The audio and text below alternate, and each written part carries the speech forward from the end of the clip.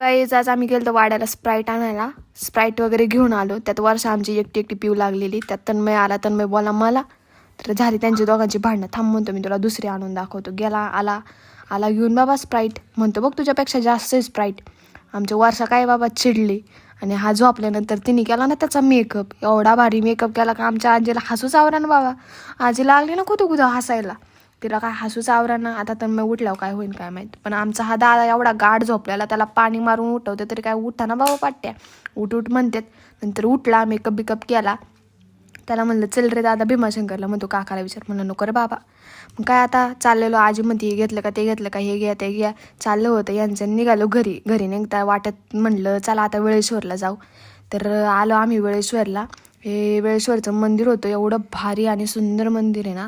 मंदिराच्या आत गेलो. इथं मस्त रांगोळी वगैरे काढलेली होती. एकदम खतरनाक रांगोळी काढलेली. नंतर म्हटलं आता शंकराचं दर्शन घ्यावा. मंदिरात गेलो. शंकराचं दर्शन वगैरे घेतलं. शंकराची पिंडही खूप मस्त होती. दादाला म्हणलं आता माझा फोटो काढतो. दादा काय व्हिडिओ काढायला लागला. त्याला म्हणलं फोटो काढ. बरं चला झाला ते. आता म्हणली इकडं घसरगुंडी झोकं मस्त दरी खाली समुद्र ते धरण दिसत होतं ते वगैरे बघितलं. आता म्हटलं चला घरी निघालो. चला म्हटलं आता मी करणार निदान वेळेश्वरला तरी आलो. भेटूया नेक्स्ट ब्लॉगमध्ये. थँक्यू.